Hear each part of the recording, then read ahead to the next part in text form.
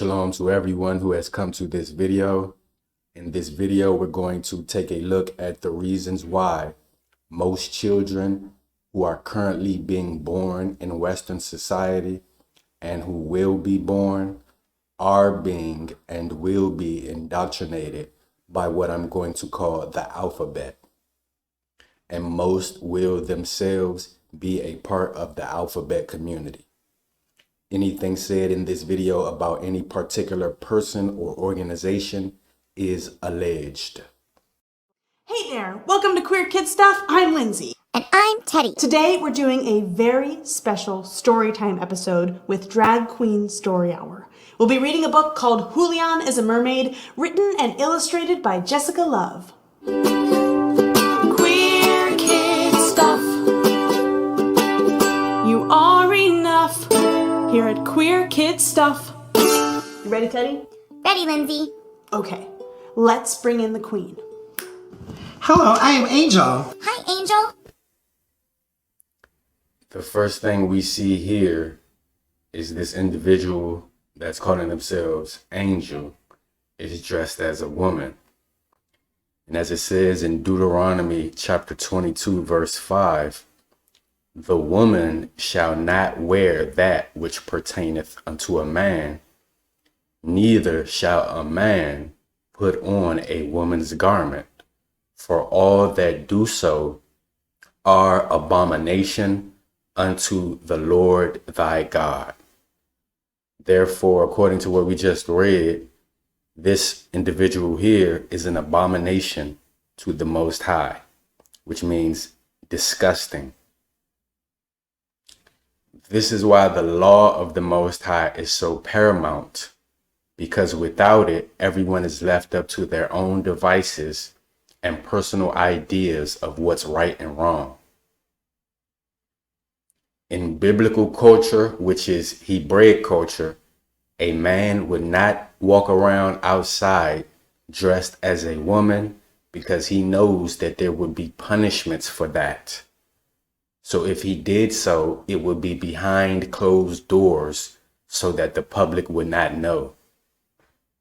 And from my viewpoint and my perspective, most alphabet people, especially alphabet men, are also pedophiles. Whether or not they act on it may depend on whether or not the right opportunity presents itself. Again, just my view based on my observations. And we know that nothing is new under the sun, which is why the Most High had it written in his law that cross-dressing is an abomination, as I just read. This idea of combining genders is nothing new. As many of you may have heard some years back, members of the Satanic Temple publicly unveiled a statue of the Baphomet, which is a version of the horned god, and paraded it through America as they protested the Ten Commandments. The Baphomet is both male and female, as well as animal. It's also known as the Sabbatic goat, which is why you often hear people call people the goat as a colloquialism, to call them great. As the Bible repeatedly says, this is Babylon, which is why everything that this society promotes has origins in the ancient Babylonian and Cometian religions. There was an ancient Cometian deity by the name of Atum or Tim, known as the Great He-She. So this person on the right, named Lindsay Amer, also doesn't want to be identified with any gender as well. Okay, what are your pronouns and how do you identify? My pronouns are her, she when I'm in drags, and when I'm out of drag are he, him. You will notice that within the last 5 years, as this individual just stated, or as this individual just promoted, they've been forcing this doctrine of optional pronouns down our throat. And this is a slap in the face, of course, to the Most High. And it's to say that not only do we not have to live within the roles that you've given us, because we already know that the roles have been dismantled through feminism and the so-called women's liberation movement. But not only do we not have to fulfill our roles, we don't even have to be or identify as the biological creatures that you created us to be. We can be whatever we decide we are. And this individual here reminds me of the wrestler Goldust. Some of you might remember him. Somebody needs to come chokeslam Goldust. Story time, story time, story time. We're getting to it, Teddy. I brought in one of my favorite books. I hope you like it too. This is Julian is a Mermaid, and it is illustrated and written by Jessica Love. Are you ready, Teddy? I'm ready, Angel. Okay, here we go. Julian is a mermaid. This is a boy named Julian, and this is his abuela, and those are some mermaids. Julian loves mermaids. Ooh, they're so pretty, right, Teddy? I love mermaids too. Right here, Julian is imagining himself being a mermaid. Wow, look at that. Teddy, have you ever imagined being a mermaid yourself? Definitely. As you can see, Goldust is reading this book that has this boy in it that appears to be a Hebrew boy dressing or trying to pretend to be a mermaid, which is a feminine entity. Now, you could have at least called him a merman, but that would not congrue with your objective, now would it? Because it's apparent that your intent is to influence children toward the alphabet persuasion.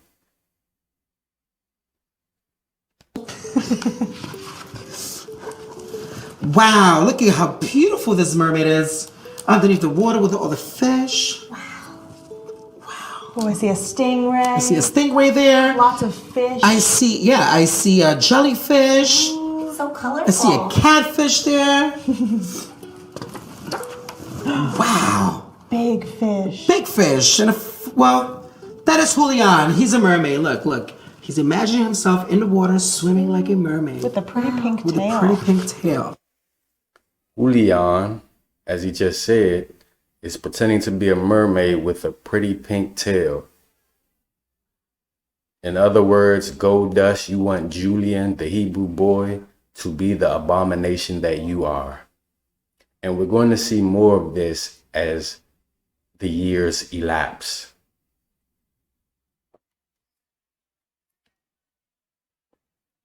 We're going to look at this short clip of people being asked on the street what they think about the alphabet being taught in grade school to children.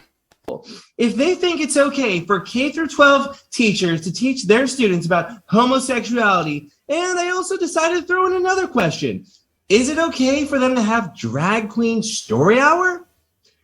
Here's what happened. So do you think that it's okay for K through 12 teachers to be teaching students about homosexuality? Yes. Yes, of course you think that. And why is that? Well, I don't see why it's wrong. Of course you don't see why it's wrong. And the reason you don't see why it's wrong is because you're a product of your environment. Society taught you that it's not wrong. Therefore, you don't think it's wrong. It's as simple as that. On top of that, you're a woman, which means that you were created to be a follower of your husband. As it says in Genesis 2:18, the woman was created to be a suitable helper for the man. That's what helpmeet means. And as it says in 1 Corinthians chapter 11, verse 3, the man is the head of the woman. And then in verse 9, it says that the woman was created for the man, but the man was not created for the woman. That's what you were created to do, to help, to support, and to obey and follow your husband. As it says in Titus 2:5, it says that women are to be obedient to their husbands. And it says that in a slew of other scriptures as well. But we know that the last thing on your mind is having a husband and obeying and submitting and supporting him throughout the entirety of your life. What's on your mind is what Babylon taught you to think. And again, most people think similarly. Because, like, most people don't know that they're gay, and they feel like they're different, and they feel like they're not good enough because it's not taught, because they don't understand what it is. So Okay. yeah. And how do they teach them that? I mean, just the way that they teach, like, about straight people. I mean, they don't have to have, like, a class on it or anything, but it shouldn't be, like, avoided.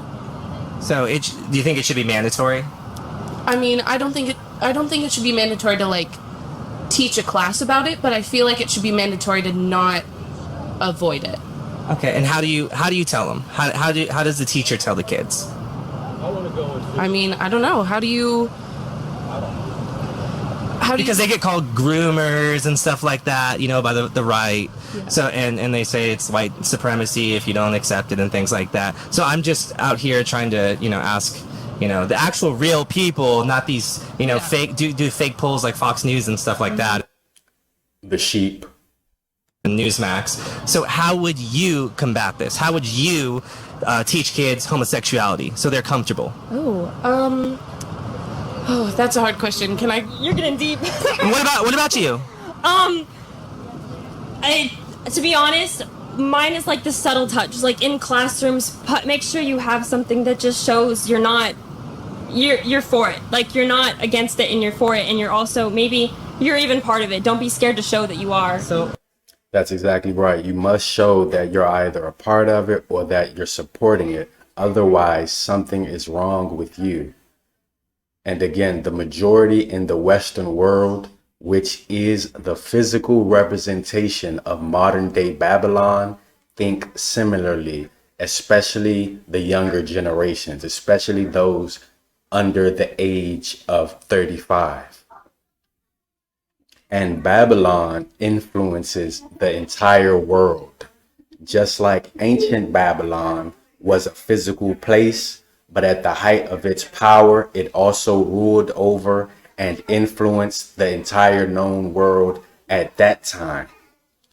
There will come a point in time where it will be abnormal to be completely heterosexual. And I would even say that that time has already come. People will think you're strange or old-fashioned if you're completely straight within the next 20 years, if this kingdom even has that much time left. Just like today, virtually everyone in the West, whether male or female, has a feminist mentality, whether they know it or not, because they were raised in a feminist society. So they don't even know how feminism has influenced their worldview. The same will be true for being alphabet. And again, we're already close to that point. Virtually everyone will either be alphabet or they will openly support being alphabet and think nothing is wrong with it. This is why our world hates the law of the Most High. As it says here in Leviticus 18, verse 22, thou shalt not lie with mankind as with womankind. It is abomination. That means a man is not to lay with a man as if it's a woman. That's an abomination. The Most High hates it. Here in verse 13 of chapter 20, it says, if a man also lie with mankind as he lieth with a woman, both of them have committed an abomination. They shall surely be put to death. Their blood shall be upon them. This is a sin worthy of death and the lake of fire. And this also applies to women lying with women as well, as I will prove before this video is finished. People think that because our modern society is not being regulated, by the laws of the Most High that they are going to escape the judgments. But the judgment is coming. This sentence of death will come lest you repent and turn from your sin.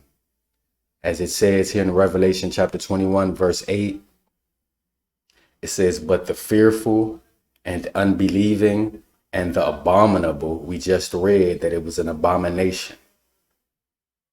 So being alphabet makes you abominable. It says, and murderers and whoremongers. Whoremongering is breaking the laws, the sexual laws of the Most High. So being alphabet is being a whoremonger. It says, and sorcerers and idolaters and all liars shall have their part in the lake which burneth with fire and brimstone, which is the second death. This is the death that you will suffer for this sin. Again, lest you repent and turn from your sin and walk in the ways of Mashiach to the best of your ability. What you currently see on the screen is currently in the British Museum. It's called the Warren Cup, which is an ancient Roman silver dated to around the 1st century. As you see, it depicts a grown man having anal intercourse with a young boy. These young boys are known as catamites and also as pederasts. For those who don't know, the term catamite means Ganymede, because according to Greek mythology, a boy named Ganymedes was the loveliest boy on the face of the earth as far as mortals are concerned. He was the most attractive, and therefore he was caught away to be with Zeus and be Zeus's personal wine pourer so that Zeus could enjoy his beauty.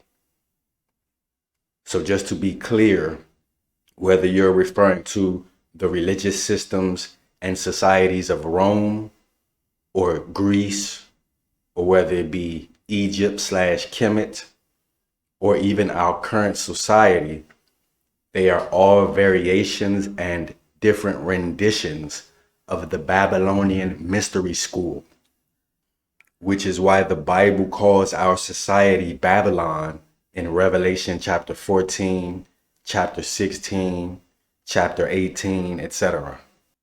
We're not going to read this whole article, but here it says, in classic antiquity, writers such as Herodotus, Plato, Xenophon, Athenaeus, and many others explored aspects of homosexuality in Greek society. The most widespread and socially significant form of same-sex sexual relations in ancient Greece amongst elite circles was between adult men and pubescent or adolescent boys, known as pederasty. Marriages in ancient Greece between men and women were also age structured, with men in their 30s commonly taking wives in their early teens. Nevertheless, homosexuality and its practices were still widespread, as certain city-states allowed it, while others were ambiguous or prohibited. Many who are familiar with ancient Greece, you already know that being alphabet was widely accepted during some of the history of ancient Greece. And I'm just going to click here. It says Sappho, which is a woman, a poet from the island of Lesbos, as it says here, the Greek island located in the northeastern Aegean Sea. It said, wrote many love poems addressed to women and girls. So this is a woman, and this is where you get the term lesbian from, the island of Lesbos. It says the love in these poems is sometimes requited and sometimes not. Sappho is thought to have written close to 12,000 lines of poetry on her love for other women. It says, of these, only about 600 lines have survived. As a result of her fame in antiquity, she and her land, and what's her land? The island of Lesbos, have become emblematic of love between women. Again, that's where you get the term lesbian from.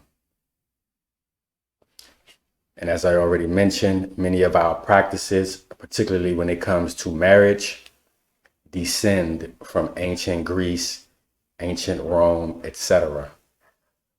And I spoke about some of that in my video I did on polygyny. Here you see the North American Man-Boy-Love Association. This is their website. And this is an organization that is for the advancement and the aggrandizement of man-boy love, or pederasty, which we already read was prominent in Greece. It says, welcome, the North American Man-Boy-Love Association was formed in 1978. It was inspired by the success of a campaign based in Boston's gay community to defend against a local witch hunt. NAMBLA's goal is to end the extreme oppression of men and boys in mutually consensual relationships by building understanding and support for such relationships, educating the general public on the benevolent nature of man-boy love, cooperating with lesbian, gay, feminist, and other liberation movements, supporting the liberation of persons of all ages from sexual prejudice and oppression. Our membership is open to everyone sympathetic to man-boy love and personal freedom. Let's listen into this song from the San Francisco Alphabet Men's Chorus. As we celebrate Pride and the progress we've made over these past years, there's still work to be done. So he said, as we celebrate Pride and the progress that has been made over these past years, there's still work to be done. What is he talking about? When he refers to the progress that has been made, he's referring to the degradation of the society, the rejection of the Most High's laws, the constant inundation that the public receive when it comes to being alphabet, when it comes to being a feminist, when it comes to rejecting the order established by the Most High. That's what he's referring to. That's the progress that they've made. So to those of you out there who are still working against equal rights, we have a message for you. And let me back it up a little bit. As we celebrate Pride and the progress we've made over these past years, there's still work to be done. He said there's still work to be done. They have a lot more indoctrinating to do. They have a lot more erasing of the Most High's laws and commandments from the minds of the public to do. They have a lot more reversal and deletion of gender roles to do. That's the work that still has to be done. So to those of you out there who are still working against equal rights, we have a message for you. You think we're sinful? You fight against our rights. You say we all lead lives you can't respect. But you're just frightened. That boy got a spirit on him. You think that we'll corrupt your kids if our agenda goes unchecked. Funny, just this once, you're correct. Did you hear that? He said, you think we'll corrupt your kids if our agenda goes unchecked. And then he said, "You're correct." Let's hear it again. Funny, just this. Lives you can't respect. But you're just frightened. You think that we'll corrupt your kids if our agenda goes unchecked. Funny, just this once, you're correct. He said, "We're correct." He said they, and he's talking about the alphabets. He said that they are going to corrupt your children if their agenda goes unchecked. He's admitting the truth openly. Why can he do that? Because there's no one that's going to stop it. The whole world is already going in this direction.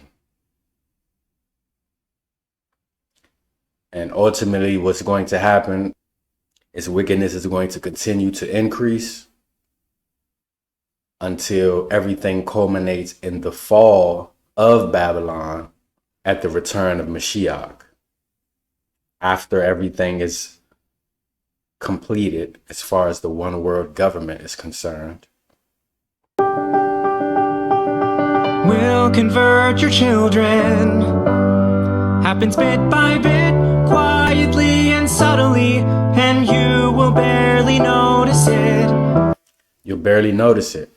They'll corrupt your children bit by bit. That's exactly how that works. And this is what's going to happen to your children unless you come out of Babylon. And coming out of Babylon, biblically speaking, is not just mentally, like some people will say. They think they're out of Babylon because they read their Bible, even though they send their child to go play with the rest of the children of Babylon that are introducing these ideas to them, even though they send their children to public school to go be indoctrinated all day long.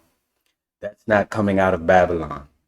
You have to physically come out of Babylon and mentally, which is also spiritually.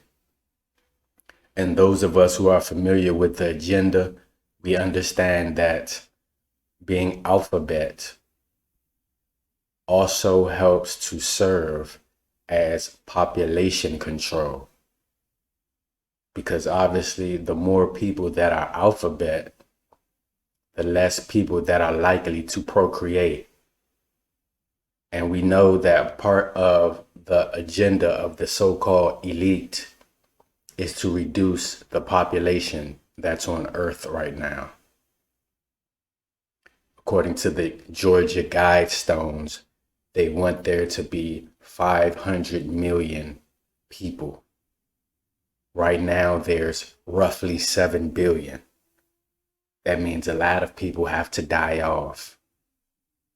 And again, this serves as one of the tools to accomplish that, along with all of the birth control measures, along with injecting people with certain things that people take willingly because they think it's going to help them, along with a paradigm which also descends from ancient Rome and Greece, that polygyny is abnormal. All of this helps serve as population control. And as you see on the screen here, it says, social media in shambles over Zaya Wade kissing her boyfriend. Who is Zaya Wade? Zaya Wade is a boy. That's the son of Dwayne Wade, but they're calling him a her. Because we live in a society, as I mentioned earlier, of optional pronouns. It says the judgmental world of social media can't stop talking about Dwayne Wade's daughter, Zaya Wade, openly kissing her boyfriend as seen through posted pics. Again, Zaya Wade is a boy, and I believe he's 14 years old. And he was groomed by his parents to be alphabet. And he and others are going to be an example and are an example to children now of how they need to conduct themselves and what's considered normal. This is Romans chapter 1 and verse 26. It says, "For this cause God gave them up unto vile affections. For even their women did change the natural use into that which is against nature." And when something is called an abomination biblically, that means it's disgusting. That means it's against nature. And the Most High hates it. And we already read that being alphabet is an abomination. It says even the women did change the natural use into that which is against nature. And it's going to explain further. That's why there's a colon there. It says, and likewise also the men. So what is it talking about? It says the women did it and the men. What is it referring to? It says leaving the natural use of the woman. So the man, he didn't want the woman. It said burn in their lust one toward another. So the men left the woman and burned in lust toward other men. It says men with men working that which is unseemly. That means it just ain't right. And receiving in themselves that recompense of their error, which was meet or which was suitable. Meaning they received their just punishment. This is talking about being females being alphabet and men being alphabet. Up until 1973, it was considered a mental disorder to be alphabet. As we can see here from this article, I'm only going to read a pertinent part of the article. It says, the Nomenclature Committee, APA's scientific body addressing this issue, also wrestled with the question of what constitutes a mental disorder. Robert Spitzer, who chaired a subcommittee looking into the issue, reviewed the characteristics of the various mental disorders and concluded that, with the exception of alphabet and perhaps some of the other sexual deviations, they all regularly caused subjective distress or were associated with generalized impairment in social effectiveness of functioning. Having arrived at this novel definition of mental disorder, the Nomenclature Committee agreed that alphabet per se was not one. Several other APA committees and deliberative bodies then reviewed and accepted their work and recommendations. As a result, in December 1973, APA's Board of Trustees voted to remove alphabet from the DSM, and the DSM is the Diagnostic and Statistical Manual of Mental Disorders. So again, up until 1973, this was considered a mental disorder, which it is, because your thoughts exist in the spiritual realm.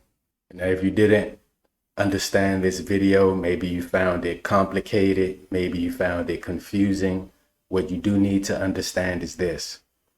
There's something called the Akashic records or the etheric records, which is the way that those who follow the Babylonian mystery school system explain and repackage the fact that everything that you do and everything that you think is being recorded. As it says here in Ecclesiastes chapter 12, verse 13 and 14, let us hear the conclusion of the whole matter. Fear God and keep his commandments, for this is the whole duty of man. This is why you are on this earth at the end of the day. It says, for God shall bring every work into judgment with every secret thing whether it be good or whether it be evil. Every secret thing that you've done and that you do shall be brought to the light. Again, this is why fearing the Most High and keeping his commandments is your whole duty. Life is a test, and how you complete the test, whatever grade you get, that's going to determine how you spend eternity. It says here in Revelation chapter 20, verse 12, and I saw the dead, small and great, stand before God, and the books were opened. And what are these books? These are the books that record what you've done in your life. It says, and another book was opened, which is the book of life. And the dead were judged out of those things which were written in the books, according to their works, according to what they have done while they're in their bodies. Again, that's why it's so imperative that you fear the Most High and keep his commandments, his law, to the best of your ability. Here in Exodus chapter 32, this is Moses speaking to the Most High. He says, yet now, if thou wilt forgive their sin, and if not, speaking about the children of Israel, he said, blot me, I pray thee, out of thy book which thou hast written. And the book he's talking about is the book of life. And it says, and the Lord said, whosoever hath sinned against me, him will I blot out of my book. That's how you get blotted out of the book of life. The book of life records those who are going to be in the kingdom. And if you're not going to be in the kingdom, if you don't make the guest list, you're blotted out of the book and you're not going to enter. That's why it says here in Revelation 3, verse 5, he that overcometh, the same shall be clothed in white raiment. So you have to overcome. And I will not blot out his name out of the book of life, but I will confess his name before my Father and before his angels. Remember, Mashiach or Christ is our mediator. He will confess your name before his Father and before his angels and not blot out your name if you overcome. And how do you overcome? By keeping the faith and the commandments of the Most High through his only begotten Son.